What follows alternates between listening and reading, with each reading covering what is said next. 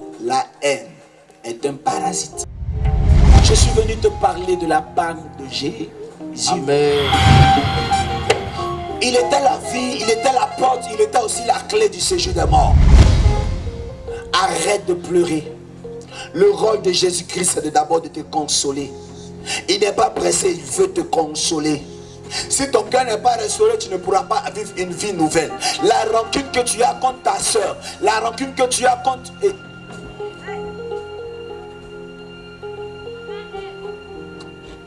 Il faut lui pardonner. Il faut l'appeler. Il faut l'appeler.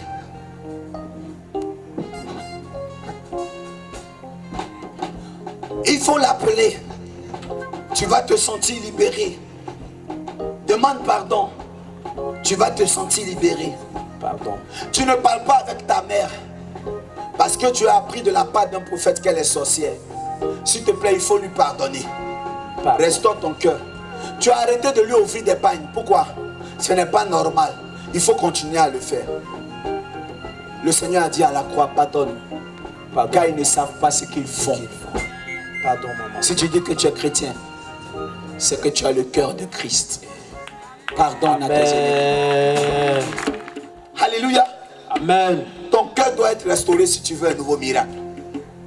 Dans mon pays, j'ai remarqué une chose dans la politique. Nous traversons une situation chaotique. Le LMP, les FPI ne sont pas encore restaurés de ce qui s'est passé. Tant que vous n'êtes pas encore restauré, rien n'arrivera de bon dans ce pays. C'est vrai. Vous avez mal. Vous avez des discours de haine. Comment vous voulez que la paix revienne? Pas marché. Tant qu'il y a la rancune, Dieu ne peut pas agir. Apprenez à pardonner. Tu ne peux pas dire que tu as Christ en toi.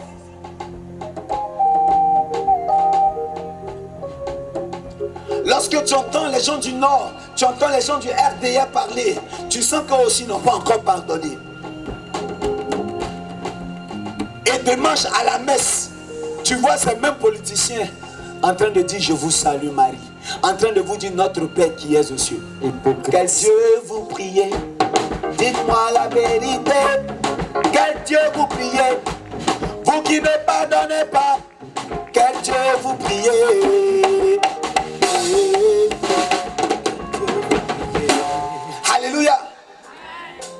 Il faut que Dieu restaure d'abord votre cœur afin qu'il y ait un autre miracle. Jésus a dit à cette femme, ne pleure plus. Ne pleure plus. Tes pleurs empêchent tes yeux de voir loin. Yes. Restaurez, vous serez ce soir. Amen. J'ai cru que quelqu'un allait dire Alléluia. Yes. Libérez, vous serez ce soir. Amen.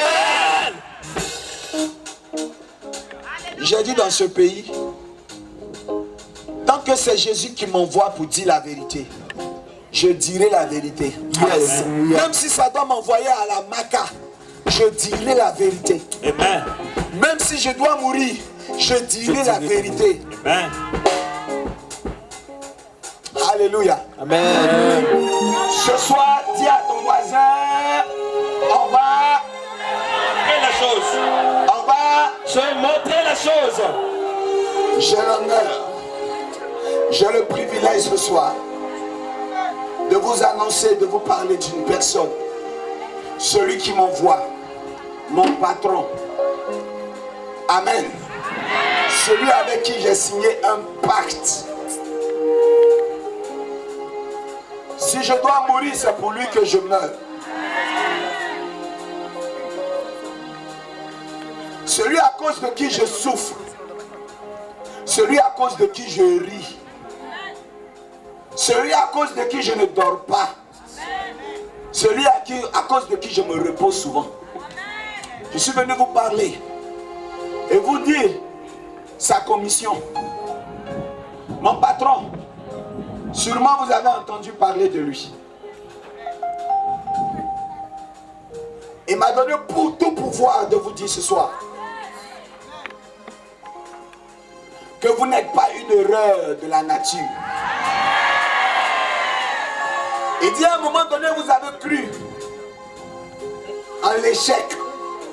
Vous avez cru aux sorciers. Vous avez cru aux faux prophètes. Vous avez cru à la pauvreté. Mais il vient me dire de vous dire que ce ne sont pas les seules choses qui doivent être objet de votre croyance. Il me dit de vous dire ce soir, il y a mieux que ce que vous connaissez. Je travaille pour quelqu'un.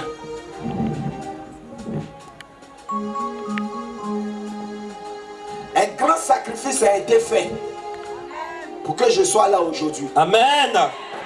Si vous dites que Dieu m'utilise, c'est parce que j'ai fait un sacrifice. Si vous dites que Dieu m'utilise, c'est parce que quelque chose s'est fait dans le noir. Et dans le noir, ce qui s'est fait. Amen. C'est près de 20 années de méditation de la parole de Dieu. S'il y a un sacrifice qui s'est fait, c'est 200 jours de jeûne dans la présence de Dieu. Le sacrifice qui a été fait pour que je sois là aujourd'hui devant vous. Ce sacrifice a été fait il y a 2016 ans. Quelque part, dans une région que tu n'as certainement pas visitée, dans le Moyen-Orient, en Israël, précisément à Jérusalem, quelque chose a été fait pour moi. Et les preuves sont écrites dans la parole qui m'a été donnée comme héritage, comme pièce à conviction. Comme pièce à conviction. Voici la preuve de pourquoi je suis devant vous. Voici mon arrêté ministériel. Voici ce qui m'autorise à traverser les frontières. Voici ce qui m'autorise à me tenir devant vous. C'est la parole de Dieu. Et celui qui s'est sacrifié pour moi, il s'appelle Jésus-Christ de Nazareth. C'est mon patron. S'il vous plaît.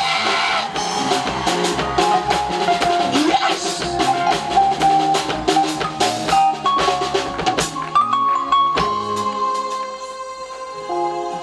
C'est la première fois que je vois un grand patron. Oui, un grand patron qui n'a pas demandé mon CV. Un grand patron qui n'a pas demandé à quelle classe je me suis arrêté. C'est la première fois que j'ai rencontré un homme qui n'a pas demandé mon groupe ethnique. C'est la première fois que j'ai rencontré une personne qui n'a pas demandé d'où je viens, qui je suis, qu'est-ce que j'ai. Il a accepté de me prendre pour le servir. Il m'a donné du travail. Il s'appelle Jésus-Christ, mon patron. Yes. Hey.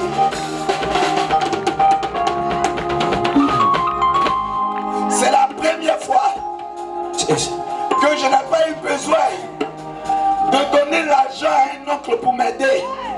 Ce fut la première fois pour moi que je n'ai pas eu besoin de corrompre l'administration pour être à un poste. Vous savez où il m'a pris? Il m'a pris dans les rues. Dans la rue où je parlais mon nouchi. Dans les rues où tout le monde m'appelait voleur. Dans les rues où j'étais un poroman. Dans les rues où j'étais un jassaman. Dans les rues où j'étais un voleur. Dans les rues où j'étais un bramoko du quartier. Dans les rues où les gens me fuyaient. Il m'a pris. Il n'a pas demandé mon CV. Hey! Hey! Ce Dieu,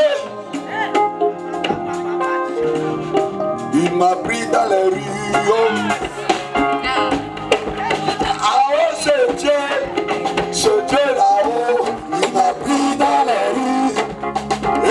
Ah oh, ce Dieu, hey, il m'a pris dans les rues. Il n'a pas demandé mon diplôme, il n'a pas